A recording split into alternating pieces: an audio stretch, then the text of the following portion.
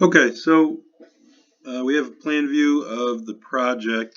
All of the red areas represent areas where we're going to need to do a little bit of grading to make sure that our stormwater flows into our system. So Linden Road is here, and downslope where the construction sites are back here. The white circles that you see are actually inlets to our new dry wells. And as you can see, we have each one of the properties labeled for their address. So each one of these red locations we graded so that there's a little bit of a depression. What we tried to do is pick locations, existing locations that were already low, so we could minimize the amount of site work that needs to be done.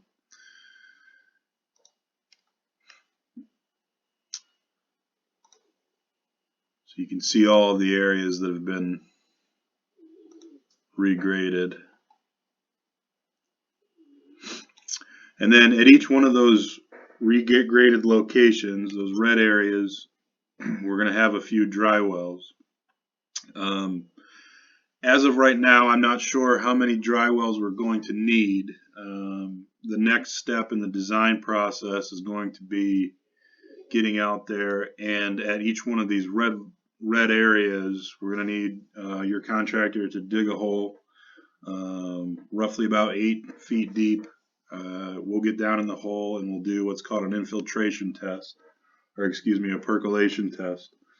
And that's going to tell me the rate at which water is going to percolate down through the soil. So that number is really important for me to finalize sizing these systems and then finalizing drawings to understand how much volume of water these systems will be able to handle. So at this point, I wanted to share, the rough layout with you. Get your comments or questions. Feel free to reach out anytime. If this seems feasible for you, again, the next step would be to get with your contractor and get out there and dig some holes. So reach out anytime with any questions. Thank you.